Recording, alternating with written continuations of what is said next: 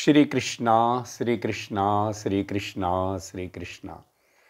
गुरुर्ब्रह्मा गुरुर्विष्णुः गुरुर्देवो महेश्वरः गुरुः साक्षात् परं ब्रह्मा तस्मै श्री गुरवे नमः। तस्मै श्री गुरवे नमः। हरि ओम तत्सत्। सर्ववेदांत सिद्धांत गोचरं तमगोचरं गोविंदं परमानंदं सद्गुरुं प्रणतोऽस्म्यहम्।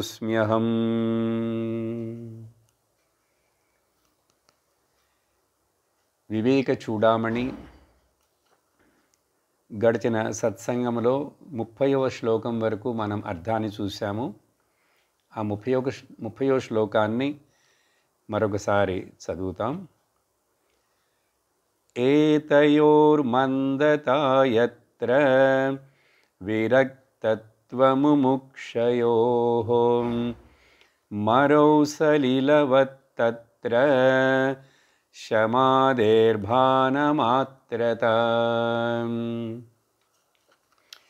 గడిచిన కొన్ని శ్లోకాలలో 2 వారాలుగా మనం చూస్తున్నాం. సాధన చతుష్టయ సంపత్తి, మోక్షమును పొందాలనేటువంటి ఆశ ఉన్నవాడికి మొదట ఆ ఆశ ఉండుటయే ఒక అర్హత. ఆ తర్వాత ముఖ్యమైన అర్హత వైరాగ్యము. వైరాగ్యము ముముక్షుత, మోక్షము పొందాలని ఆశ, ఇహపర లోకముల యొక్క సుఖాల మీద ఏ ఆశ లేకుండా ఉండటం చాలా ముఖ్యం. ఈ రెండు లేకుండా మిగిలినవి అంటే శమాది షట్క సంపత్తి లేక వివేకము. వివేకము లౌకిక విషయాల్లో కూడా మనందరికీ చాలా వివేకం ఉందని చెప్పాను కదా. ఏ హోటల్కి వెళ్ళాలి, ఏ బట్టల కొట్టుకు వెళ్ళాలి, ఏ డాక్టర్ దగ్గరికి వెళ్ళాలి, వివేకం ఉంటేనే కదా ఆలోచిస్తాం. అలాగా ఇక్కడ ఆ వివేకం ఉండి ఉండవచ్చు, కానీ ఇక్కడ ప్రయోజనపడదు. అలాగే శమాది షట్క సంపత్తులు ఉండి ఉన్నా కూడా మనోనిగ్రహం, ఇంద్రియ నిగ్రహం, తట్టుకుండే శక్తి, సహించే శక్తి, కొన్ని సుఖాలని కొంతకాలం పక్కన పెట్టేటువంటి శక్తి, అలాంటివి అన్నీ ఉన్నా కూడా అవి లౌకికులకు ఉన్నాయి, రాక్షసులకు ఉన్నాయి. ఇంకా అప్పుడు భేదం ఏమిటి? ఆధ్యాత్మిక మార్గంలో ఉన్నవాడికి ఏమిటంటే అవి ఎప్పుడు ఉపయోగపడతాయి, ఎప్పుడు వాటి యొక్క ప్రయోజనం ఉంటుందంటే ఎప్పుడు ఒక మనిషికి ముముక్షుత్వము, మోక్షము పొందాలనే ఆశ మరియు ఫలభోగ విరాగములు, ఏ సుఖములు ఇహలోక పరలోక సుఖాలు దేని మీద కూడా బంధం లేదు, అటాచ్మెంట్ లేదు, రాగం లేదు. అది ఉన్నప్పుడు ఇవి ఉపయోగపడతాయి. ఈ 30వ శ్లోకంలో ఉదాహరణ ఇస్తున్నారు. ముముక్షుత్వం లేకుండా, వైరాగ్యం లేకుండా ఉన్న శమాది షట్క సంపత్తులు ఎట్లాంటివంటే ఎండమావులులో చూసేటువంటి నీరు లాంటిది, మరుభూమిలో ఉండేటువంటి సలిలం అలాంటిది. అంటే అది కనపడుతుందే కానీ ప్రయోజనపడదు, పేరుకుంది, నామకే వాస్తే అంటాం కదా, అంతేగాని దానివల్ల ప్రయోజనం ఉండదు అని చెప్పిన తర్వాత ఈరోజు 31వ శ్లోకంలో ఏం చెప్తున్నారు విందాం. మోక్షకారణ సామగ్ర్యాం భక్తిరేవ గరీయసి స్వస్వరూపానుసంధానం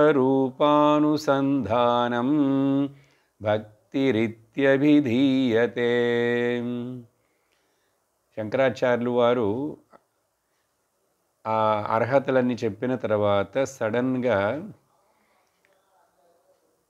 మరొక విషయాన్ని ప్రస్తావనకు తీసుకొస్తున్నారు. ఏమిటంటే మోక్షమును పొందటానికి నేను ఇన్ని రకాలుగా అర్హతలు అవన్నీ చెప్పాను, విన్నారు మీరు. కానీ వాటన్నిటిలో కంటే కూడా మరొకటి ఉన్నది. మోక్షకారణ సామగ్ర్యాం అంటే మోక్షమును పొందుటకు ఉపయోగించేటువంటి అనేక రకమైనటువంటి పరికరాలంటే అనేక రకమైనటువంటి సపోర్ట్లు. వాటిల్లో భక్తియే చాలా గొప్పది అంటున్నారు. వేదాంతం చెప్తున్నారు, జ్ఞానం గురించి మాట్లాడుతారు. మోక్షం అంటే మరలా మధ్యలో భక్తిని ఎందుకు తీసుకొచ్చారు?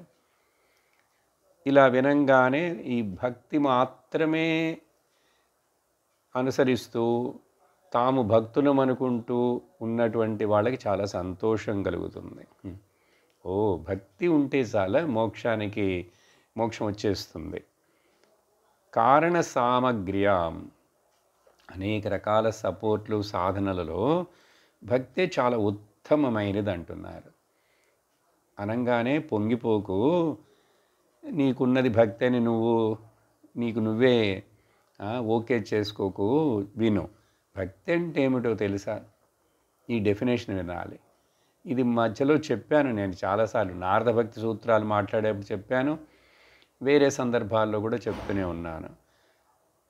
స్వస్వరూప అనుసంధానం, నీ యొక్క నిజస్వరూపం ఏమిటో దాని మీద నీ మనస్సుని ఏకాగ్రపరుస్తూ, దానిని ధ్యానిస్తూ, దానిని చింతిస్తూ ఉండుటయే భక్తి అని చెప్పబడుతున్నది. చూడండి, మనం ఏమనుకుంటున్నాం భక్తి అంటే?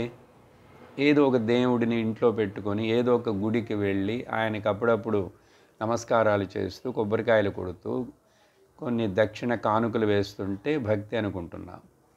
లేక చందనం, విభూది, కుంకుమాలు పెట్టుకుంటే, లేక ఏదైనా వ్రతాలు చేస్తుంటే ఇలా మనం భక్తి అనుకుంటున్నాం. అదంతా భక్తి కిందే వస్తుంది. కానీ చెప్పాం కదా, మంద భక్తి, లోయర్ లెవెల్ భక్తి. ఇప్పుడు ఇక్కడ ఇచ్చేటువంటి ఈ డెఫినేషన్ హయ్యర్ లెవెల్ భక్తిని కూడా 3 రకాలుగా చెప్పబడుతుంది. అర్హతలు కూడా 3 రకాలు, అధికారులు కూడా 3 రకాలు. సహజంగా లోయర్, మిడిల్, హయ్యర్, మంద, మధ్యమ అండ్ ఉత్తమ. అప్పుడు భక్తి కూడా lower version, middle version, higher version. ఎందుకంటే ఈ వర్షన్లే కదా మనకి ఇప్పుడు ఆండ్రాయిడ్ మీ ఫోన్లో చాలా పాత వర్షన్ పెట్టుకున్నారు మీరు, అందువల్ల మీకు కొన్ని యాప్లు పనిచేయవు అని మెసేజ్ వస్తుంటుంది. ఇంకా కొన్ని రోజుల తర్వాత ఆ ఫోన్ని మార్చేయాలన్నమాట. అలా చేస్తారు. సైన్సు, ఈ ఇన్స్ట్రుమెంట్లన్నీ కూడా మార్కెట్ అవుతూ ఉంటాయి. అందరం మార్చేసాం కదా ఫోన్లు. కొన్నేళ్ల కిందట ఇంత చిన్న ఫోన్ పెట్టుకున్నాం, 1500 రూపాయల ఫోన్. ఇప్పుడు 10,000 రూపాయల ఫోన్ పెట్టిన ఆండ్రాయిడ్ అవుట్ డేట్ అంటాడు వర్షన్. కాబట్టి ఇక్కడ కూడా లోయర్ వర్షన్లోనే ఉండకూడదు.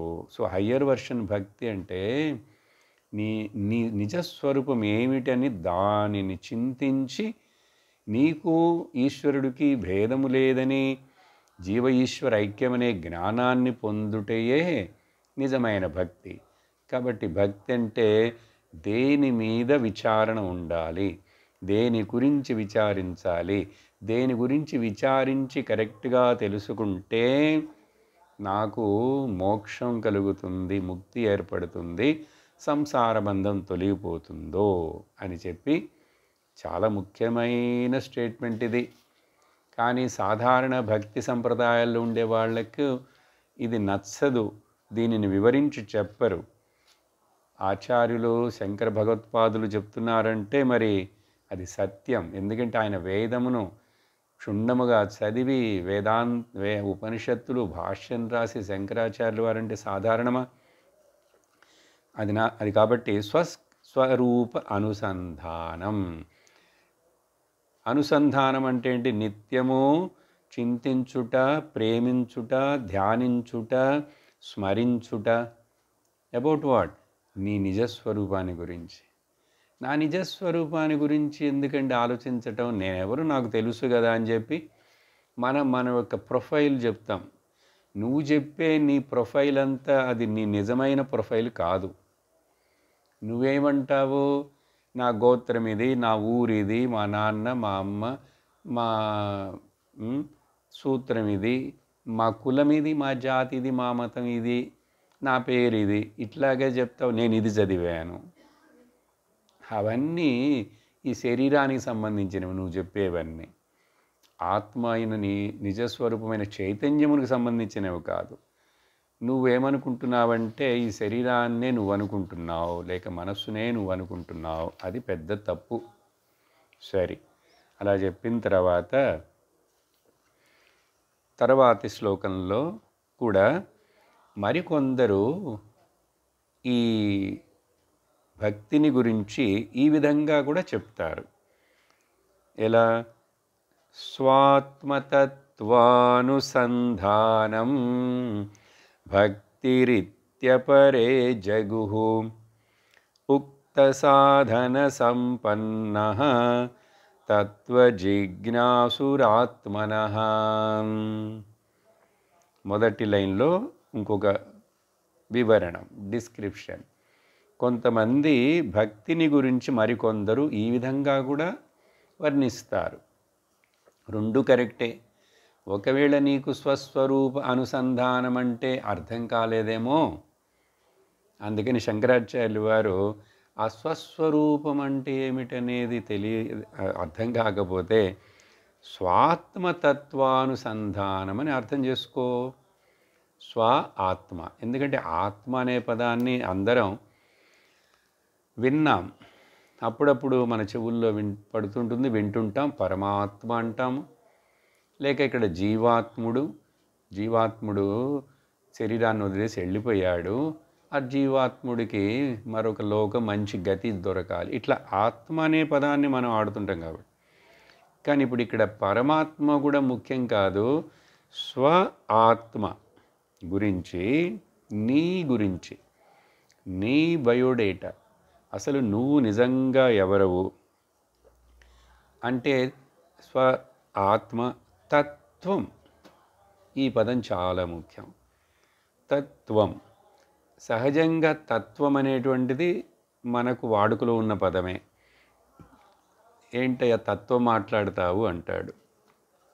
లేకపోతే వాడి తత్వం అంతేనండి, ఆవిడ తత్వం అంతే అంటే ఏంటి?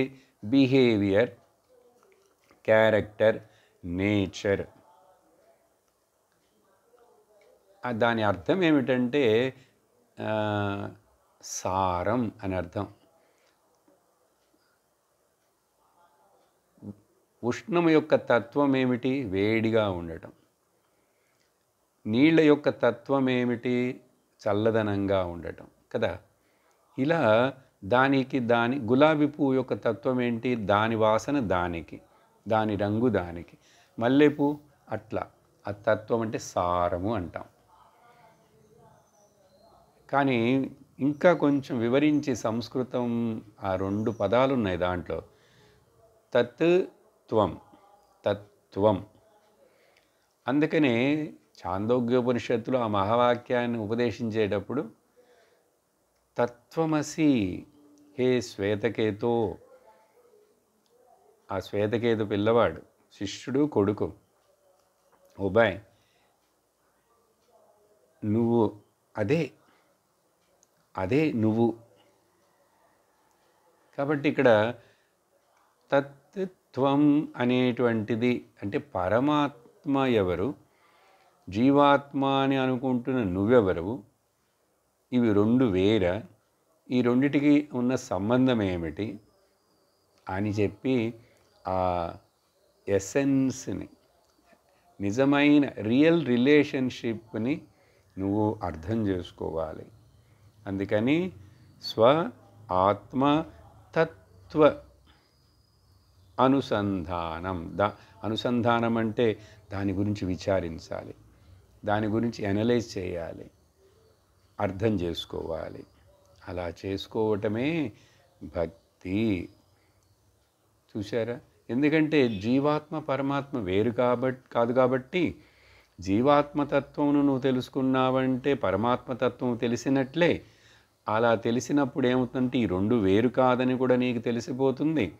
అప్పుడు ఐక్య జ్ఞానం ఏర్పడింది, జీవ బ్రహ్మ ఐక్య జ్ఞానం. కాబట్టి ఇక్కడ పరమాత్మని చూడటమో ఏదో జరగదు. పరమాత్మను గురించి అర్థం చేసుకోవాలి కానీ పరమాత్మ దేవుడు చూడబడే వస్తువు కాదు.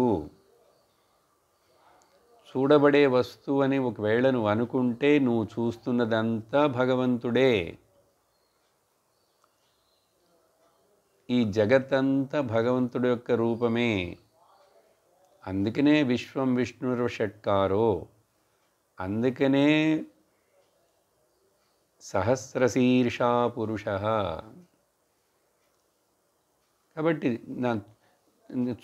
చూడాలంటే చూస్తున్నదంతా కూడా, కానీ చూస్తున్నదంతా యదృశ్యం తద్ నశ్యం. ఇంద్రియములకు అనుభవపడేదంతా కూడా నశించిపోతున్నదిగా, మాయమైపోతున్నదిగా, అనిత్యముగా ఉన్నదిగా. మరి అప్పుడు దాన్ని నేను ఎట్లా ఆశ్రయించగలను? కాబట్టి కనపడక్కర్లేదు, కనపడేదేమో ఇట్లా మాయమైపోతున్నది, అనిత్యముగా ఉంది. అప్పుడు అర్థం చేసుకోవాలి. భగవంతుడు అర్థం చేసుకోవలసిన విషయం, చూసే వస్తువు కాదు. ఇది మీకు అర్థమైనా అవ్వకపోయినా, కష్టంగా ఉన్నాను, మీరు ఇది ఒక రోజు కాకపోతే మరొక రోజుకి మరొక జన్మలైనా సరే ఒప్పుకొని తీరాల్సిందే, అర్థం చేసుకొని తీరాల్సిందే. ఎందుకంటే ఇది అర్థం కానంత వరకు నీకు మోక్షము లేదు, సంసార బంధంలోంచి విడుదల లేదు, శాశ్వతమైన సుఖశాంతి రక్షణలు లేవు అని చెప్పారు. సరే, అది తర్వాత నుంచి ఇప్పుడు కొన్ని పుస్తకాల్లో ఈ లైన్లు వేరే శ్లోకానికి చేర్చబడి అట్లా కొన్ని శ్లోకాల్లో 3 లైన్లు వస్తాయి. దానివల్ల ఆ నెంబర్ భేదం ఉంటుంది. దాని గురించి మీరేమీ వర్రీ అవ్వక్కర్లేదు. నేను చదివింది చెప్పే విషయాన్ని అర్థం చేసుకుంటే చాలు. అర్థమైందా? ఈ లైన్లో ఏం చెప్పారు? 2వ లైన్లో ఉక్త సాధన సంపన్న తత్వజిజ్ఞాసు ఆత్మనః. ఇంకా సెంటెన్స్ పూర్తి అవ్వలేదు, మరొక సెంటెన్స్ ఉంది 3వది దీనికి. నేను ఎందుకు పైన ఆపేశానంటే అక్కడ వరకు ముందు శ్లోకంలో చెప్పినటువంటి భక్తి యొక్క వివరణ ఇక్కడ ఒక లైన్ వచ్చింది. ఇప్పుడు ఇక్కడి నుంచి తీసుకుంటే 2 లైన్లలో ఇప్పుడు పైన చెప్పినటువంటి అటువంటి సాధన సంపత్తి క్వాలిఫికేషన్స్ అన్నీ ఉన్నటువంటి ఈ జిజ్ఞాసు, ఆ మనుషుడు, ఆ విద్యార్థి, ఆ శిష్యుడు, ఆ ముముక్షువు. ఇక్కడ ముముక్షువుకు బదులుగా జిజ్ఞాసు అంటున్నారు.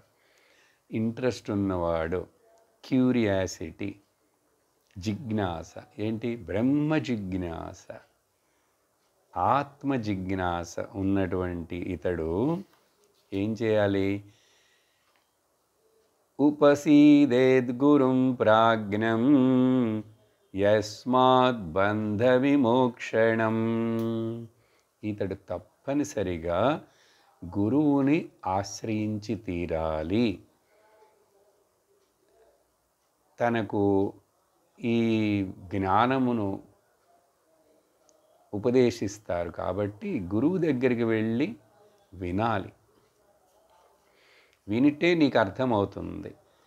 అందువలన ప్రాజ్ఞం గురుం ఉపసీదేత్, ఇది కమాండ్ లాంటిది.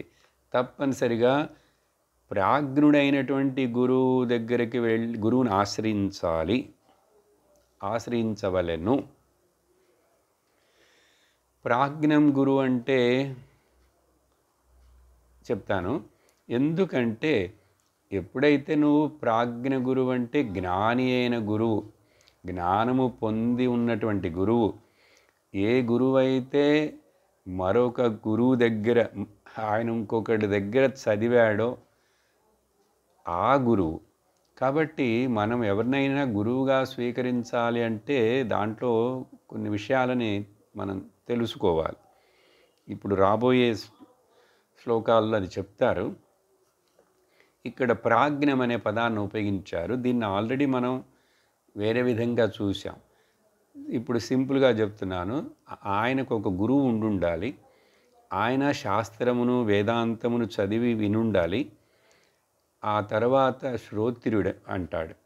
తర్వాత బ్రహ్మనిష్ఠుడు అది చదివి అర్థం చేసుకుని ఆయన కూడా చాలా కాలం తర్వాత జ్ఞాననిష్ఠుడైపోయినాడు. జ్ఞాననిష్ఠ వచ్చేసింది. కాబట్టి శ్రోత్రియ బ్రహ్మనిష్ఠుడికి మరొక సింపుల్ నిక్ నేమ్ ఏంటంటే ప్రాజ్ఞం గురుం. ఎందువలనంటే యస్మాద్ ఎందుకో తెలుసా, దానివల్ల నీకు ఆయన బోధించే బోధనల చేత నీకు బంధం తొలగిపోతుంది. నువ్వు జ్ఞానాన్ని పొందేస్తావు. జ్ఞానాన్ని పొందేసావంటే నీకు బంధం తొలగిపోయినట్లే. బంధమే లేదు అని తెలుసుకుంటావు. జ్ఞానం చేత బంధమే లేదని తెలుసుకుంటావు. ఎందువలన నీ నిజస్వరూపం తెలుసుకుంటున్నావు. నిజస్వరూపమైనటువంటి బ్రహ్మము ఆత్మ అయిన నీలో బంధం అసలు లేదని తెలుసుకుంటావు. అది కొంచెం మెచ్యూరిటీ కావాలి, టైం పడుతుంది. ఇలా చెప్పిన తర్వాత ఆ గురువు ఇలాంటి గురువు అయి ఉండాలి. ఇప్పుడు ముందు లైన్లో చెప్పిన ప్రాజ్ఞం గురువు అంటే ఏమిటనేది శంకరాచార్యులు వారే కొంచెం వివరణనిస్తున్నారు. 33వ శ్లోకం. శ్రోత్రియో వృజినో కామహతః యో బ్రహ్మవిత్తమః బ్రహ్మణి ఉపరతః శాంతః నిరింధన ఇవానలః అహేతుకదయా సింధుః బంధురానమతాం సతాం. ఎందుకు ఇట్లా చదివానంటే దీంట్లో అక్షరాలన్నీ సమంగా లేవు. ఏదో ట్యూన్లు చదవడానికి ట్రై చేయొచ్చు. శ్రోత్రియో వృజినో కామహతో యో బ్రహ్మవిత్తమః బ్రహ్మణి ఉపరత శాంతో నిరంధన ఇవానలః అహేతుకదయా సింధు బ్రహ్మరానమతాం సతాం అని చదవచ్చు. సరే, 3 లైన్లు దీంట్లో కూడా, దాంట్లో 3 లైన్లు. ఇవి దాంట్లో నుంచి ఒక లైను, దీంట్లో ఇంకొక లైను చేర్చామంటే ఒక నెంబర్ మారుతుంది అంతే. సరే, మనకు అర్థం తెలుసుకోవాలి. ఇప్పుడు ఆ గురువు యొక్క లక్షణాలని చెప్పేయటానికి ముందు నేను కొంచెం సేపు ఒక విషయాన్ని చెప్తాను, వినండి. ఏమిటంటే ఇప్పుడు రాబోయే కొన్ని శ్లోకాలలో గురువు యొక్క ముఖ్యత్వం, ఆ గురువు ఎలాంటి గురువు అయి ఉండాలి, ఆ గురువుని ఆశ్రయించేటువంటి ఈ శిష్యుడు ఎలాంటి వాడై ఉండాలి, శిష్యుడికి ఉండవలసిన అర్హతలు ఆల్రెడీ మనం అదే మాట్లాడుతున్నాం ఇప్పుడు. అట్లా ఎలా పోయి ఎలా దరిచేరి ఎట్లా అడగాలి, ఏమడగాలి, ఎలా తెలుసుకోవాలి అనేది చెప్తారు ఇప్పుడు. అది వినటానికి ముందు ఒక చిన్న ఎనాలిసిస్. ఏమిటది? బ్రతుకుటకు చదువు అక్కర్లేదు. మీకు కొంచెం ఆశ్చర్యంగా ఉంటుంది. ఏంటి చెప్తున్నారు? బ్రతుకుటకు చదువు అక్కర్లేదు. చదువు ఉంటే ఇంకొక రకంగా బతుకుతాడు. కానీ లోకంలో ప్రతి మనిషి, పుట్టిన వాళ్ళందరూ బ్రతుకుతున్నారు. ఎలాగో ఏదో విధంగా బ్రతుకుతున్నారు, జీవిస్తున్నారు. ఇప్పుడు అందరూ చదివా బతుకుతున్నారు. ఇప్పుడు ఈరోజు కూడా సైన్స్ బాగా పెరిగిపోయింది, టెక్నాలజీ పెరిగిపోయింది, 21st సెంచురీ అభివృద్ధి చెందుతున్నాం. ఇన్ని చెప్పినా కూడా చదివిన వాళ్ళందరూ ఆ చదువును ఉపయోగించి దానివలన బతకట్లేదు. చదువు లేకుండా కూడా బతుకుతున్న వాళ్ళు చాలా ఎక్కువ మంది. కాబట్టి చదువు అనేటువంటిది బ్రతకటానికి తప్పనిసరైనటువంటిది కాదు. It is not essential to live the studies. చదువు, నేను చెప్పే చదువు అంటే ఈ లౌకిక విద్య. చింతించండి బాగా, వెంటనే కన్ఫ్యూజ్ అవ్వకూడదు. ఎందుకు ఇట్లా చెప్తున్నానంటే చూద్దాం, ఉదాహరణ చూడండి. అధర్మంగా ఉన్నవాడు బతుకుతున్నాడు, ధర్మంగా ఉండి కొంతమంది బతుకుతున్నారు. డబ్బులు బాగా ఉండి ఒకతడు బతుకుతున్నాడు, డబ్బులు తక్కువగా ఉండి ఒకతడు బతుకుతున్నాడు. 2 కాళ్ళు లేకుండా కూడా ఒకడు బతుకుతున్నాడు, 2 చేతులు లేకుండా కూడా మరొకడు బతుకుతున్నాడు. అప్పుడు అలా చూస్తే ఉదాహరణలు చూడండి. అధర్మము చేసేవాడు స్మగ్లింగ్ చేసి బతుకుతాడు, దొంగతనం చేసి బతుకుతాడు, అబద్ధం చెప్పి బతుకుతాడు, మోసగించి బతుకుతాడు. వాడికి తిండి బట్ట ఉండడానికి దొరుకుతున్నాయి, జీవిస్తున్నాడు. మరొకడు ఏమీ చదవలేదు, అడవిలో కొండల జాతిలో అక్కడక్కడ ఉన్నవాళ్ళు బతుకుతున్నారు. వేటాడడం తెలిస్తే బతకవచ్చు. ఇంటికి వెళ్ళి పేపర్ ఇచ్చి బతుకుతున్నాడు, ఇంటింటికి వెళ్ళి పాల ప్యాకెట్లు ఇచ్చి బతుకుతున్నాడు. చూసారా, రోడ్డు పక్కన ఏదో పెట్టుకుని బతుకుంది. కానీ అతడు ప్రెసిడెంట్, ధనవంతుడైన సినిమా యాక్టర్ లాగా 5 స్టార్ సుఖాలు లేవని అది కంపేర్ చేయకూడదు. బతుకుతున్నాడు, అది కామన్ డినామినేటర్. బతుకుతున్నాడా లేదా? అలా అప్పుడు మనుషులు బతుకుతున్నారు. కాబట్టి బతుకుటకు చదువు ఉండాల్సిందే అనేది రూల్ లేదు అని చెప్తున్నాను. అర్థమైందా? ఇంకొకటి చూస్తే మరొక పక్క చదువుకున్నవాడే ఎక్కువ అధర్మాన్ని, తప్పులను, మోసాలను చేస్తున్నాడనేది కూడా మనకు రుజువు అవుతున్నది. కాబట్టి ఈ మనం అనుకునేటువంటి లౌకిక విద్యలు అవసరం లేదు. ఇప్పుడు ఒక 4, 5, 10 ఆవులో బర్రెలో ఉంటే వాడు బతుకుతాడు. ఒక అర ఎకరమైనా సరే ఆ కొబ్బరి చెట్టు తోట ఉంటే వాడు బతకచ్చు. కానీ ఏ స్టేటస్లో ఎన్ని సుఖాలు లగ్జరీస్లో బతుకుతున్నాడు అనేది కాదు, బతుకుతున్నాడు కదా, తినడానికి దొరుకుతుంది, బతుకుతాడు.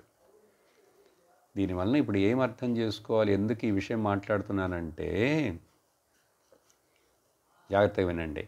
సో బ్రతుకుటకు చదువు అక్కర్లేదు. ఏ గురువు దగ్గరికి వెళ్ళకపోయినా కూడా బతుకుతున్నాడు. గురువు దగ్గరికి వెళ్ళి, కాలేజీ గురువు అంటే ఇక్కడ వెళ్ళి చదివి కూడా ఆ చదువు ఉపయోగపడకుండా చాలామంది ఇక్కడ ఏవేవో చదివేసి మన దేశంలో నుంచి ఇతర దేశాలకు వెళ్తున్నారు కదా.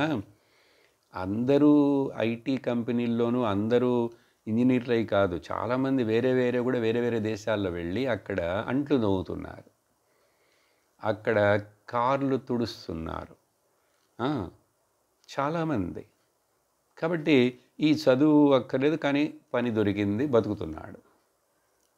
అందువలన ఇప్పుడు క్లియర్గా అర్థమైంది, ఒప్పుకుందామా? ఇప్పుడు కూడా చాలామంది స్త్రీలు గ్రామాలలో ఉన్నారు. వీళ్ళందరూ వాళ్ళకి ఏదో స్వాభావికంగా తెలిసినటువంటి ఒక తెలివితేట. మా పూర్వీకులందరూ కుండలు చేస్తున్నారంటే ఆ కుండలు చేసేటువంటి పరంపర, కుటుంబ పరంపర, అది వృత్తి, కుల వృత్తి, బతుకుతున్నాడు. గొడ్డలు నేసేవాడు బతుకుతాడు, కుమ్మరివాడు, ఈ బుట్టలు అల్లేవాడు, అందరూ కూడా బతుకుతున్నారు. కాబట్టి ఇప్పుడు నేను చెప్పబోయేది ఏంటంటే, కానీ ఆత్మజ్ఞానమును పొందుటకు, మోక్షమును పొందుటకు నువ్వు చదవాలి. ఇక్కడ చదువు కావాలి. చదువు అంటే ఏమిటండి? ఇక్కడ కాలేజీకి వెళ్ళాలా, హై స్కూల్కి వెళ్ళాలా? అక్కర్లేదు, వినాలి. ఇక్కడ చదువు అంటే వినుట. నీకు పెద్దగా సంస్కృతం తెలియక్కర్లేదు, పెద్దగా పుస్తకాలన్నింటినీ అర్థం చేసుకుంటే భాషలు తెలియక్కర్లేదు. ఏదో ఒక నీ లోకల్ భాషలోనే, మీ ఊర్లోనే, మీ మీ దగ్గరలో ఎవరైనా ఇలా నీకు జ్ఞానాన్ని బోధించేటువంటి గురువు ఉంటే ఆ గురువు కావాలి. ఆ గురువు దగ్గర నుంచి వినటమే చదువుట అంటే వినటమే. విని నువ్వు జ్ఞానాన్ని పొందుతావు. అప్పుడు ఇక్కడ ఏంటి మనకు డిక్లరేషన్, కంక్లూషను? జ్ఞానమును పొందుటకు గురువు కావాలి, గురువు దగ్గరికి వెళ్ళి చదవాలి, అంటే వినాలి, శ్రవణం చెయ్యాలి.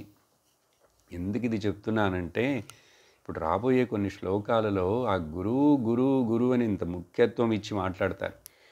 ఆ గురువు ఎట్లాంటి గురువే ఉండాలి? నువ్వు గురువు దగ్గరకు వెళ్ళకపోతే నీకు ఇది ఈ జ్ఞానం కలగదు. నీకు బోధించాలి, అనుభవం ఉన్న ఆ గురువు బోధించాలి అని చెప్పబోతున్నారు. అందుకని ఎందుకు ఇన్నిసార్లు చెప్పిందే చెప్పినట్లుగా ఉంటుంది.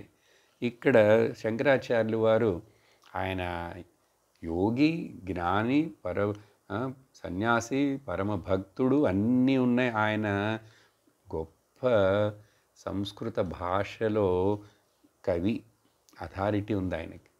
అందుకని ఇక్కడ ఆయన యొక్క ఆ కవిత్వ భాష ప్రవాహాన్ని ఇక్కడ సంస్కృతంలో చాలా విశేషణాలతో శ్లోకాలు చెప్తారు. నేను దాని సారాన్ని అట్లా చెప్పుకుంటూ వెళతాను. అందుకని ముందుగానే మీకు ఈ ఇంట్రడక్షన్ అర్థమైందా?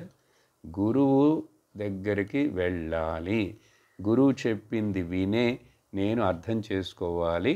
నేనుగా ఏదో పుస్తకం చదువు అక్కర్లేదన్నానుగా, అర్థం చేసుకోగలిగితే చాలు. చదివి ఉంటే ఒకవేళ భాష, ఈ పుస్తకం ఏదైనా గురువుగారు, అందుకని పుస్తకాలు ఉండేవి కాదు ఆ రోజుల్లో. ఈ బ్రహ్మ విద్యను, ఈ జ్ఞానమును బోధించడం అంటే గురువు దగ్గర పుస్తకం ఉండదు, శిష్యుడికి పుస్తకం ఉండదు. అర్థమైందా? సరే, ఇది మనసులో పెట్టుకొని ఇప్పుడు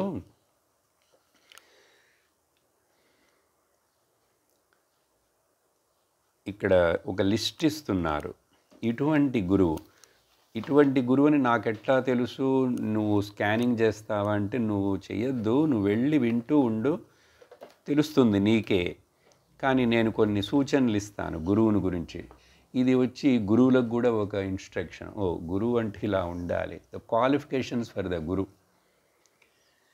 అని చెప్పేటప్పుడు వరుసగా మొదట ఏం చెప్తున్నారంటే, అతడు శ్రోత్రుడై ఉండాలి. చెప్పాను ఇది ఇప్పుడే. అక్కడ ప్రాజ్ఞం గురు అంటే, శ్రోత్రుడంటే ఆయనకు ఒక గురువు ఉండాలి. ఆయన కూడా ఆ గురువు దగ్గరికి వెళ్ళి శాస్త్రమును విని తెలుసుకున్నాడు. పక్కనే మనం బ్రహ్మ, అది కూడా చెప్తారు. రెండోది ఏంటంటే అవృజిన అంటే పాపరహితుడై ఉండాలి. ఆయన పాపరహితుడా లేదా నాకెట్లా అంటే తెలుస్తుందంటే, నీకు తెలియక్కర్లేదు. ఆయన అంతఃకరణం శుద్ధి అయిన వాడై ఉండాలి. అంటే అర్థం ఏమిటి? పాపరహితుడై ఉండాలంటే పుణ్యపాపాలు, ధర్మ అధర్మాలను దాటి వాటిని లెక్కించకుండా జ్ఞాననిష్టలో ఉండేవాడు అవృజిన, పాపరహితుడు. ఇది కొంచెం అర్థం చేసుకోవడం కష్టం అనిపిస్తుంది. పాపరహితుడు ఎందువల్లంటే పాపము ఎంతో కొంత బాగా క్షీణించి తన యొక్క చిత్తము శుద్ధమై లేకపోతే అతడు జ్ఞానాన్ని పొంది, జ్ఞానమును అర్థం చేసుకొని పొంది ఉండేవాడు కాదు. ఇప్పుడు మనం కూడా మనం ఎవరైనా వింటున్నాము, దీంట్లో ఇంత ఇంట్రెస్ట్ ఉంది, మనం దీంట్లో ఇంత బాగా పార్టిసిపేట్ చేస్తున్నాము, దీని ముఖ్యత్వం ఇస్తున్నాము అంటే మీకు ఎంతో పర్సంటేజ్ ఆ పాపాలన్నీ కొంచెం తొలగి మనకు అడ్డం రాకుండా మార్గాన్ని కొంచెం సుగమం చేసి మనల్ని ఈ దోవలోకి వచ్చేట్లుగా సహకరించింది. చాలా పాపం ఉండుంటే అసలు ఈ మాటలు వినటానికి, సత్సంగం అనేటువంటిదే దొరకటానికి వాళ్ళకి లభ్యమే కాదు. మీ చుట్టుపక్కలనే, మీ కుటుంబాల్లోనే మీరు చూస్తున్న వాళ్ళు ఎంతోమంది ఉన్నారు. వాళ్ళు ఎప్పుడూ ఒక సత్సంగం కూడా వినుండరు. మీరు ఎవరైతే వింటున్నారో వాళ్ళకి చెప్తున్నాను, మీరు ఇంత శ్రద్ధగా మరి ప్రతి క్లాసు వింటున్నారు, అర్థం చేసుకుంటున్నారు, ఆనందిస్తున్నారు, ప్రయోజనాన్ని పొందుతున్నారు. అలాగే మీ ఇంట్లో మీ భార్య కానీ, కొన్నిసార్లు మీ భర్త లేక మీ పిల్లలు, వాళ్ళందరికీ కూడా ఇలా ఇంట్రెస్ట్ రావాలి, వినాలి, అర్థం చేసుకోవాలి అనేటువంటిది గ్యారెంటీ లేదు ఎక్కడ.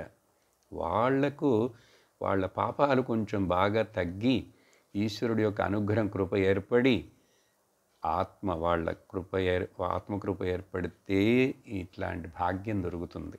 సరే, అకామహత, ఏ కామముల చేత ఈ గురుస్థానంలో ఉంటూ ఇట్లా బోధించాలంటే, జ్ఞానవంతుడై ఉన్నాడంటే ఇంక అతనికి ఏ కామముల చేత అతను తాకబడలేదు, ఏ కామముల చేత కాటు వేయబడలేదు. అంటే దేనికి బానిసుడు కాలేదు, ఆయనకేమి ఎజెండాలు లేవు, ప్రాజెక్టులు లేవు. కాబట్టి ఆయన ఎవరు ఇట్లా ఉండగలరు? ఆయన శ్రోత్రుడు కాదు, బ్రహ్మవిత్తమ. ఇది బ్రహ్మవిత్తమ అంటే బ్రహ్మనిష్ఠుడు. సత్యం తెలిసిపోయింది ఆయనకు, సత్యాన్ని గ్రహించేశాడు. ఆ బ్రహ్మమును తెలుసుకున్న వాళ్ళు కూడా ఉత్తముడు, బ్రహ్మవిత్తమ, సూపర్రిలేటివ్ డిగ్రీ. అది మాత్రమే కాదు, సరే ఏదో లోకంలో పేరు పొగడ్తల కోసమో, లేక కొన్ని శిష్యులు ఉంటే బాగా డబ్బులు ఇస్తారు, ఆశ్రమం కట్టచ్చు, భక్తులే అన్ని డొనేట్ చేస్తుంటారు, అట్లా దానికోసం మాత్రమే ఉంటూ టీచింగ్ చేయకుండా అతడు మళ్ళీ ఎక్కువ లోక వ్యవహారాల్లోనే పడిపోయి చాలా మళ్ళీ సోషల్ సర్వీస్ అనే పేరులో స్కూళ్ళు లేక హాస్పిటల్స్, ఇది కూడా జాగ్రత్తగా అర్థం చేసుకోవాలి. మరి చాలామంది మహాత్ములు, స్వామీజీలే కదండి పెద్ద పెద్ద ఆశ్రమాలు, స్కూళ్ళు, కాలేజీలు కట్టి నడుపుతున్నారంటే వాళ్ళు లోక సంగ్రహార్థం, వాళ్ళకి అంటూ సంకల్పం పెద్దలే, ప్రజలకు మంచి చేయాలి, ధర్మాన్ని రక్షించాలి, కాపాడాలి, అది ఈశ్వరుడు యొక్క సేవగా అనుకొని చేస్తారు. కానీ దాంట్లో సక్సెస్సో ఫెయిల్యూరో అవి వాటంతట వస్తే పోతాయి, కానీ లోపల. అందుకనే ఇవన్నీ అతడికి తెలిసి ఉండాలి. ఈ గుణాలున్న చూసారా, ఆ రోజు చెప్పానే, ఈ సమాధి షట్క సంపత్తులు కూడా ఉన్నాయా లేవా అనేటువంటిది బయట ఎవరికో తెలియక్కర్లేదు, నాకు తెలియాలి. సరే, బ్రహ్మణి ఉపరత, ఎప్పుడు బ్రహ్మచింతనలోనే ఉంటాడు. కొన్నిసార్లు లోక వ్యవహారాలు చేస్తున్నట్లుగా ఉన్నప్పటికీ కూడా గృహస్థుడు, కుటుంబస్థుడుగా ఉన్నా కూడా జ్ఞాని, గృహస్థ జ్ఞాని అయి ఉంటే వాటికి వాళ్ళు ఉంటాయి, కుటుంబం ఉంటుంది, పిల్లలు ఉంటారు, ఏదో జరుగుతుంటాయి. కానీ తన యొక్క నిష్ట బ్రహ్మలోనే ఉపరతి చేస్తుంటాడు. వీటన్నిటికీ శంకరాచార్యుల వారి యొక్క ఉద్దేశం ఏంటంటే, ఆయన రాస్తారు, భాష్యం రాస్తే సన్యాసి అంటారు. ఇప్పుడు నేను అట్లా చెప్పాను అనుకోండి, మీరందరూ భయపడిపోతారు. అందుకని సన్యాసం అనేటువంటిది గురుగీతలో నేటి తమిళంలో మాట్లాడేప్పుడు ఒక మంచి సందేశం, ఎవరు పరమేశ్వరుడు పార్వతీదేవికి చెప్పేటువంటిది గురుగీత. చూస్తాం భవిష్యత్తులో దేవుడు అనుగ్రహిస్తే తెలుగులో కూడా దాన్ని చెప్పగలిగితే 300 శ్లోకాల పైన ఉంటాయి గురువుని గురించి, గురు మహాత్మ్యం గురించి. ఆ దాంట్లో చెప్పేటప్పుడు ఏమంటున్నారంటే ఇదే విషయం వచ్చింది, బ్రహ్మచింతనలోనే స్వస్వరూప అనుసంధానంలో ఉండేటువంటి ఇతడికి ఎక్కడుంటే ఏమిటి, ఏ వేషంలో ఉంటే ఏమిటి, అతడు వనాంతరం ఎందుకు వెళ్ళటం అవసరం లేదే పార్వతి అని శివుడు చెప్తాడు. వనాంతరం అంటే వానప్రస్థుడు, అక్కడికి వెళ్ళాలి, అక్కడ తపస్సు చేయాలి, చాలా శరీరాన్ని కష్టపెడుతూ, ఎందుకు అవన్నీ చెయ్యక్కర్లేదు. భక్తి పేరులో కూడా శరీరాన్ని కష్టపెడుతూ అవి ఇవని మొక్కులని చెయ్యక్కర్లేదు. ఈ విషయాన్ని ఇది అర్థం చేసుకో. భగవంతుడు అసలు అవన్నీ అడగనే లేదు. అవన్నీ నీ యొక్క భావాలు, నీ యొక్క ఫీలింగ్స్ నీకు అర్థం కాలేదు. అందుకని బ్రహ్మణి ఉపరత అలా ఉండి అణిగిన నిప్పు ఎట్లా ఉంటుంది? పొగలేదు, పెద్ద పెద్ద మంటలు లేవు, దాంట్లో ఇప్పుడు మళ్ళీ ఏమీ మనం పిడకలు వేయలేదు, కొబ్బరి చిప్పలు వేయలేదు, ఏ ఇంధనము లేనటువంటి అణిగినటువంటి ఆ నిప్పు నిప్పుంది అక్కడ. అలా గంభీరంగా తేజస్సుగా నిప్పు గణికలు అట్లా ఉంటాయి. ఈ జ్ఞాని కూడా అట్లా ఉంటాడుట గురువు. ఆ గంభీరతలో శాంతి ఉంటుందట. సముద్రం ఎట్లా అయితే మధ్య భాగంలో అట్లా నిశ్చలంగా ఉంటుందో, శిష్యులకు మధ్యలో, భక్తులకు మధ్యలో, జనముల మధ్యలో, లోకంలో ఉంటూనే శాంతి, లోపల అంతరంగమైనటువంటి శాంతి ఎప్పుడు కూడా అది తగ్గదు. He never compromise for the peace of his mind. శాంత స్వరూపుడిగా ఉంటాడు. ఇది మనస్సు యొక్క స్టేటస్. అంటే ఏంటి? దేనికి రియాక్ట్ అవ్వట్లేదు, దేనిని ఇది సత్యం, ఇది నిజం అని చెప్పి దానికోసం టెన్షన్ అవ్వట్లేదు, స్ట్రెస్ అవ్వట్లేదు. ఏదైనా సరే చూడండి, అది అంత గొప్ప స్థితి. అది రావాలి. జ్ఞానం మనం వినంగా అహేతుక దయాసింధు, ఏ కారణము లేకుండా సముద్రంలాగా కరుణాసాగరుడు, కరుణ సాగరం, కరుణా సముద్రుడుగా ఉంటాడట. దేవుడైనా సరే, ఈ గురువైనా సరే. కానీ అహేతుక. ఎందుకు? నీకేంటి? వాళ్ళకి మోక్షం పొందకపోతే ఏంటి? నువ్వెందుకు టీచ్ చేయాలి? వాడు డబ్బులు ఇస్తాడని టీచ్ చేయడు ఏ గురువు కూడా. సద్గురువుని గురించి చెప్తున్నామా? నిజమైన గురువు ఈ బోధ విద్యని ఏది ఆశించడు. ఒకటి నీకు ఇంట్రెస్ట్ ఉందా, నీకు శ్రద్ధ ఉందా అని చెప్పి అదొక్కటే చూస్తాడు. ఇంకా వేరే ఏమి వేరే అడగరు. డబ్బులు ముందుగానే ఫిక్సింగ్ ద ఫీజు ఇవన్నీ ఉండవు. అందుకని అహేతుక కాజ్లెస్ కంపాషన్. ఏంటి? సొంతమా బంధమా? కానీ ఈ మహాత్ములు చూడండి, అందరికీ, వాళ్ళ దగ్గరికి వచ్చిన అందరికీ సహకరిస్తారు, మంచిని చేస్తారు, వాళ్ళ మేలును కోరుకుంటారు. కాబట్టి నిజమైన బంధువు ఎవరంటే ఈ గురువే. ఎందుకంటే నిన్ను బంధములో నుంచి విడిపిస్తాడు.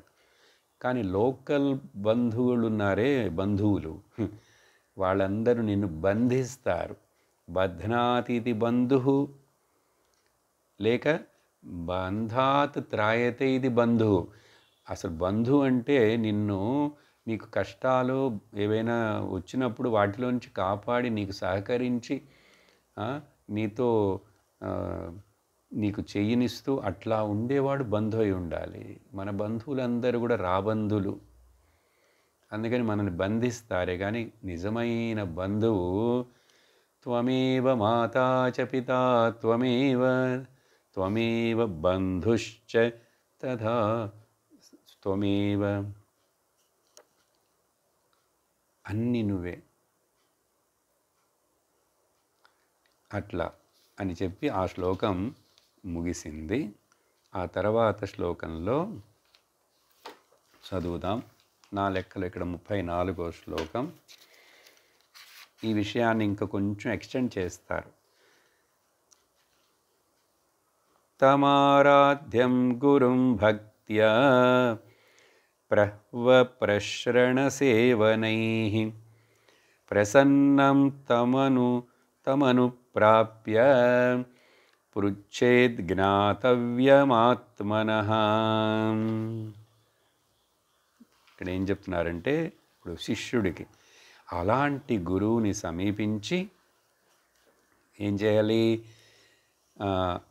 ఇట్లాంటి కరుణ, దయ ఉన్నటువంటి శ్రోత్రియ బ్రహ్మనిష్ఠుని ఆ గురువుని భక్తితోటి ఆ గురువుని సేవ చేస్తూ దేవుడిని ఆరాధిస్తున్నలాగా, అంటే దేవుడికి ఆరాధించని చెప్పి ఆయన కూడా ఈ కర్పూర హారతులు, ఈ పూలు ఇవన్నీ కాదు.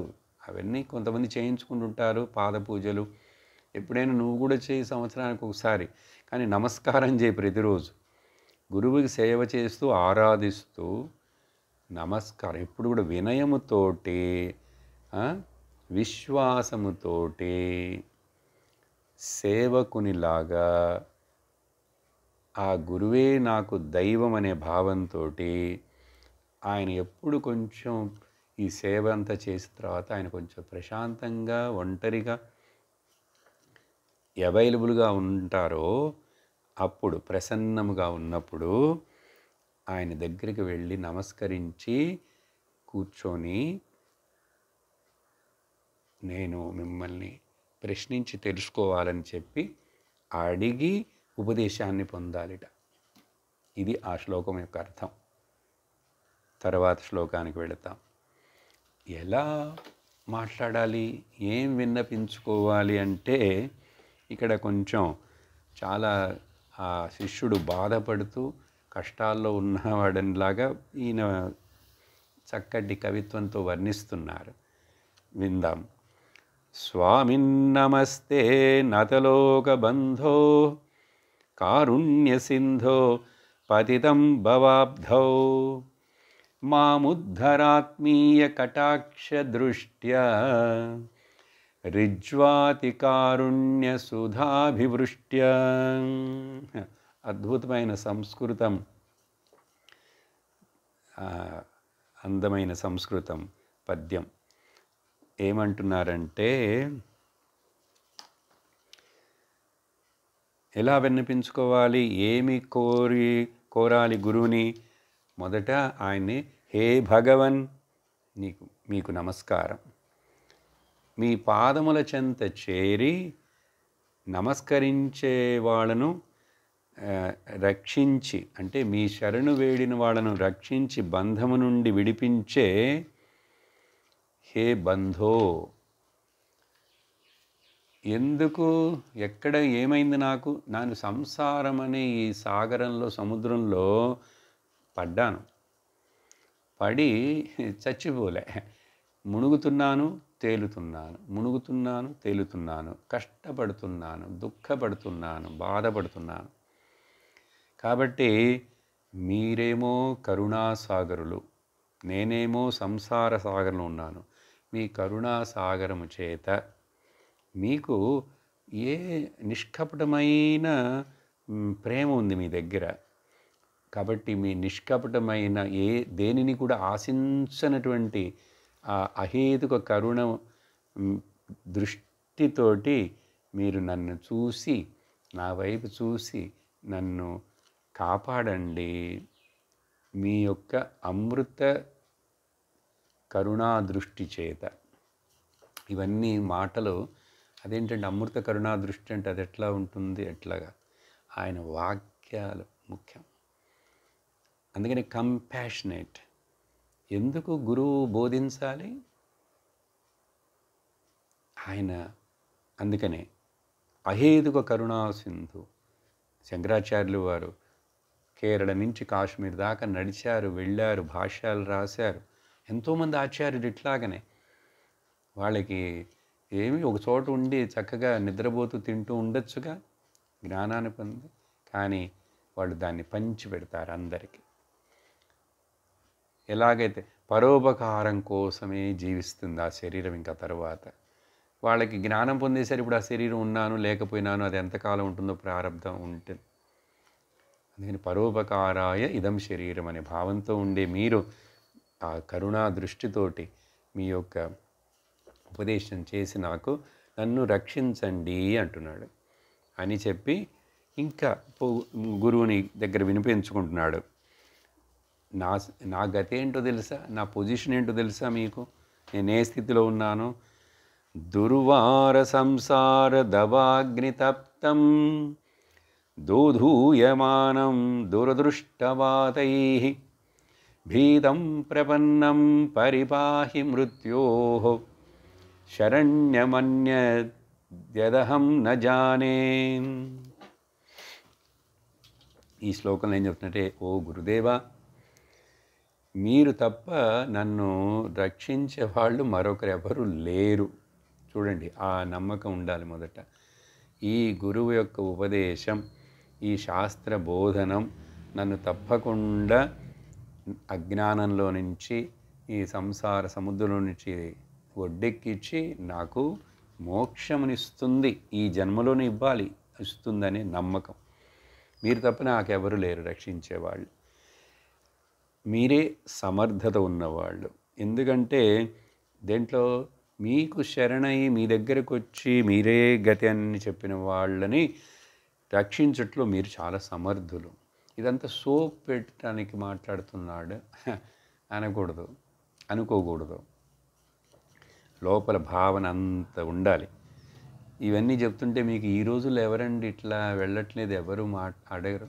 ఏదో నమస్కారం చేస్తాం, ఎప్పుడైనా కొన్ని పండ్లు ఇస్తాం, ఏదో ఇట్లాగే యూట్యూబుల్లో ఇంత వింటున్నాం కదా, మాకెక్కడ అట్లాంటి భక్తి వస్తుంది. అందుకనే యూట్యూబ్లోనే వింటూ ఉంటే ఈ నిజమైన శిష్యత్వం రాదు. ఎట్లాగో అట్లీస్ట్ వింటున్నా కూడా నీకు నువ్వు ఏ గురువు దగ్గర నుంచే వింటున్నావో ఆయనతో కొంచెం ఈమెయిల్లోనూ ఏదో ర్యాపో పెట్టుకో, ఏదైనా సందేహం ఉంటే అడుగు, ఆ భక్తిని ప్రకటించు, నీ యొక్క శరణాగతి బుద్ధిని ప్రకటించచ్చుగా. ఎందుకంటే నీకు అహంకారం నేరుగా అట్లాంటి కాంటాక్ట్ లేకపోతే నీకేదో ఇది ప్రయోజనం పడుతున్నట్టు ఉంటుంది ఇవన్నీ వింటుంటే, కానీ నీకు ఆ సరెండర్ బుద్ధి రాదు. ఎప్పుడైతే ఆ సరెండర్ అనే బుద్ధి, నాకు లోకంలో నన్ను ఒడ్డింగించే ఒక మనుషుడు దొరికాడు, ఆ భగవంతుడే ఈ రూపంలో మొబైల్ టెంపుల్ అని నీకంత ఆ భక్తి రాదు. ఎప్పుడైతే అంత భక్తి, అంత వినయం, అంత సరెండర్ రాదో ఈ జ్ఞానం అంతగా లోపలికి ఎక్కదు. అది ప్రాబ్లం. అందుకని చెప్తున్నది. తర్వాత ఇది ఈ సంసారం ఎట్లాంటిదంటే ఇది దాటడం చాలా కష్టం, బహు కష్టం. ఇది ఎట్లాంటిది, ఏం సంసారం ఇది? ఇప్పుడు సముద్రం కాదు, వేరేం చెప్తున్నాడు, ఇది ఒక కారు చిచ్చు లాంటిది. అడవిలో నిప్పులు పుడతాయి చూశారు ఎండాకాలంలో, అలాంటి కారు చిచ్చు లాంటి ఈ సంసారం. నేను దీంట్లో ఆ వేడికి మాడిపోతున్నాను, రోస్ట్ అయిపోతున్నాను. మొదట చూడండి, మనం దుఃఖాలయంలో ఉన్నాం, పాము నోట్లో ఉన్న కప్పలాగా యముడి నోట్లో ఉన్నాం మనం. కానీ మనకు గుర్తుంటలేదు. గుర్తొస్తే భయపడతామే కానీ అప్పుడు నేను ఎంత జాగ్రత్తగా ఉండాలి, ఇప్పుడు ఏం చేయాలి, నేను అర్జెంటుగా ఏం చేయాలి అని అవి ఆలోచించాం. అందుకని దురదృష్టములని ఈ కారు చిచ్చు నిప్పు మధ్యలో గాలులు ఎక్కువ వచ్చినాయి అంటే అది ఇంకా అట్లా పెరిగిపోతుంది, అన్కంట్రోలబుల్గా పెరిగిపోతుంది కదా. ఇలాంటి ఈ మధ్య ఎక్కడో కాలిఫోర్నియాలో వచ్చినాయి, అక్కడ చాలా చోట్ల, మన దేశంలో కూడా అప్పుడప్పుడు కొన్ని చోట్ల ఈ కారు చిచ్చు మంటలు వస్తాయి. ఈ దురదృష్టం అనే వాయువులు ఈ మంటలు ఇంకా పెద్దవి చేస్తున్నాయి స్వామి. దురదృష్టం అనే వాయువ, దుర్ ప్లస్ అదృష్టం, దురదృష్టం. చూడండి, అందుకని మనం సహజంగా మనకేదైనా మంచి జరిగితే, పాజిటివ్గా జరిగితే ఎంత అదృష్టవంతుడు, వాడు అదృష్టం చూడంటాం. అది కాదు అర్థం. కన్నుకు కనపడని దాన్ని అదృష్టం అండి. అదృష్టం ఈజ్ కాల్డ్ అదృష్టం. అందుకని పుణ్యము కంటికి కనపడలేదు, పాపము కంటికి కనపడలేదు. కాబట్టి ఈ అదృష్టం, నా పాప ఫలం, పాపం ఎంతుందో ఇంకా దాని ఫలాన్ని నేను, నా కళ్ళకు కనిపించని నా పాప కర్మ ఫలాలు ఇంకా ఎంత ఉన్నాయో భయమేస్తున్నది. అవన్నీ ఏదొస్తుందో, రేపేమొస్తుందో, సాయంకాలం ఏమొస్తుందో తెలియదే. అవి ఉండి నాకు ఇంక ఈ మరణ భయం నన్ను వెంటాడుతూనే ఉన్నది. అందుచేత మీ కరుణ మీ శరణాన్ని మీ మీ కాళ్ళ దగ్గరకు వచ్చి శరణ వేడుకుండే వాళ్ళను వేడుకుంటున్న నన్ను మీరు ఈ మృత్యువు నుండి, మృత్యు భయము నుండి రక్షించండి. అమృతత్వాన్ని ఎట్లా పొందాలి? ఈ కష్టాలన్నీ ఉంటున్నప్పుడే నేను నా మనసుని కష్టపడనివ్వకుండా దుఃఖాల మధ్యలో ఉంటూనే దుఃఖిని అవ్వకుండా ఉండటం ఎట్లా? టెక్నిక్ ఉంది. నేను కష్టమే రాదు, దుఃఖమే రాదు, ఇట్లాంటి పిచ్చి ఆలోచన పెట్టుకోకండి. నువ్వు దేవుణ్ణి పూజించినాను నీకు కష్టాలు వస్తాయి, నువ్వు మహాత్ముని పూజించినాను వస్తాయి, మరి ఇంకా అప్పుడు ఎందుకండి అనకో. పూజించాలి. పూజిస్తే కష్టాలు వచ్చినా కూడా వాటిని సహించి తట్టుకుండే శక్తి, to withstand you will get that courage. ఎట్లా? జ్ఞానము చేత. అందుకని కష్టాలు రానివాడు, నష్టాలు పోనివాడు ఎవరు లేరు లోకంలో. మహాత్ములకి వచ్చినాయి, శంకరాచార్యుల వారికి వచ్చినాయి, వివేకానందుడికి వచ్చినాయి, రామకృష్ణకు వచ్చినాయి, రమణుడికి వచ్చినాయి, అందరికీ వస్తాయి. కానీ వాళ్ళు ఎఫెక్ట్ అవ్వలేదు. మనం సాధారణ మనుషులం, అజ్ఞానులు ఎఫెక్ట్ అవుతారు. కాబట్టి మీరు నాకు ఆ జ్ఞానోపదేశం చేయండి, అప్పుడు అమృతత్వాన్ని పొందేట్టు చేయండి అని వేడుకుంటున్నాడు ఈ శిష్యుడు. తర్వాత శ్లోకంలో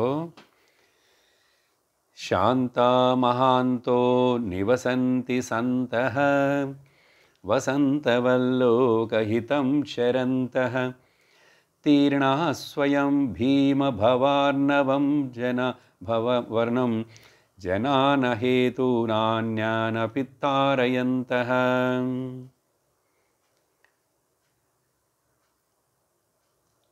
అహేతున అన్యానపి తారయంతః.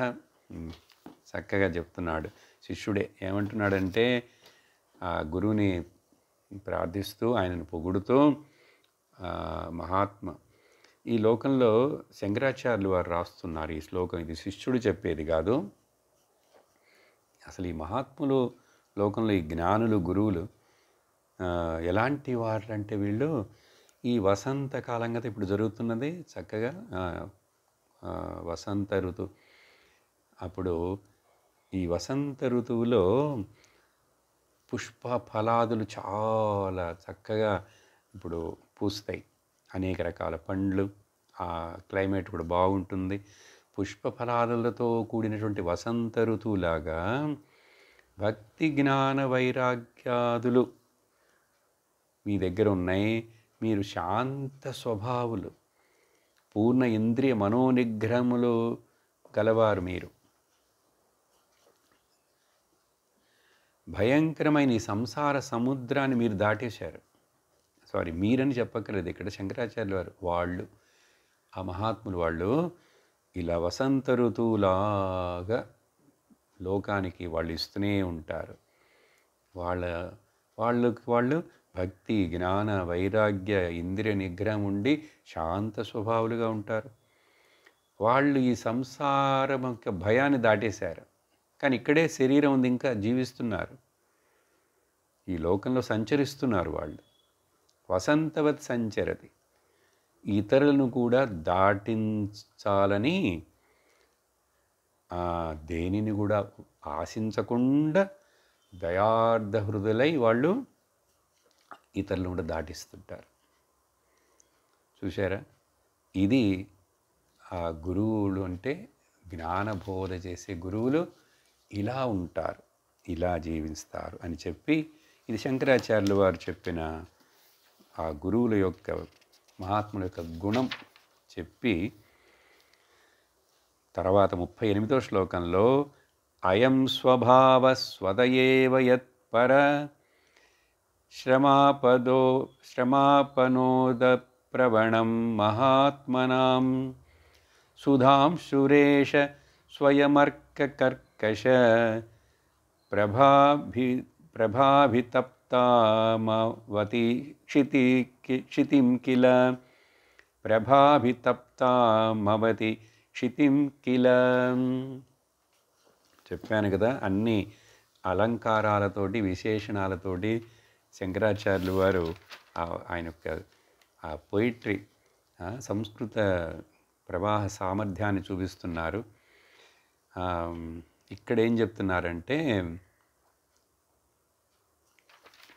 చూడండి, ఇది సాధువుల స్వభావం, లోకహితార్థం లోక కళ్యాణార్థం వాళ్ళు సంచరిస్తుంటారు. ఎట్లాగంటే ఉదాహరణ ఇస్తున్నారు, ఈ బాగా ఎండల కాలం, ఇప్పుడు ఎండలు వచ్చేస్తున్నాయి కదా, ఇంకా పెరిగిపోతాయి.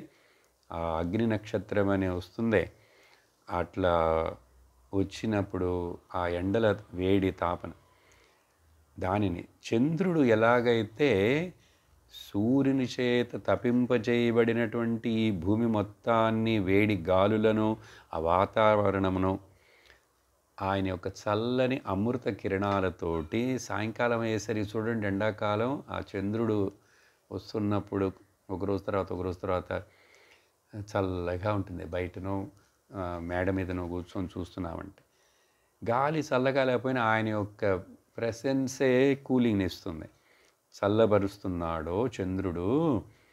అలాగే ఈ సాధువులు వాళ్ళ యొక్క ఉపదేశమనే అమృత కిరణాలని వర్షింపచేస్తూ అజ్ఞానము చేత పరితాపము పడుతున్నటువంటి జీవుల యొక్క ఆ పరితాపాన్ని తొలగించి వీళ్ళను కూడా వీతరాగులుగా చేసి రక్షిస్తారు.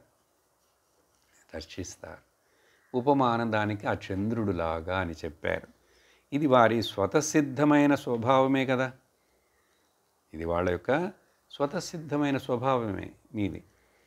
ఇది న్యాచురల్ మీకు, ఎందుకంటే మీరు ఆ వృక్షాలలాగా, ఆ నదులులాగా, పరోపకారాయ ఫలంతి వృక్షాః పరోపకారాయ వహంతి నద్యః పరోపకారాయ దుహంతి గావః పరోపకారాయ ఇదం శరీరం. వృక్షాలన్నీ ఇతరుల కోసమే పండ్లు ఇన్నిస్తాయి, పూలు ఇప్పుడు చూడండి.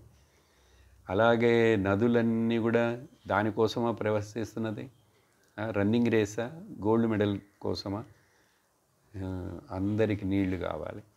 అలాగే ఆవులు ఇన్నిన్ని పాలిస్తాయి, ఆ పిల్ల ఎంత తాగుతుంది దూడ, కానీ బుంగడు పాలిస్తుంది మనందరి కోసం. ఇలాగే మహాత్ములు ఇతరులకు give more than what you receive అనే మెసేజ్ తోటి ఈరోజు ఇక్కడ నిలిపేద్దాం.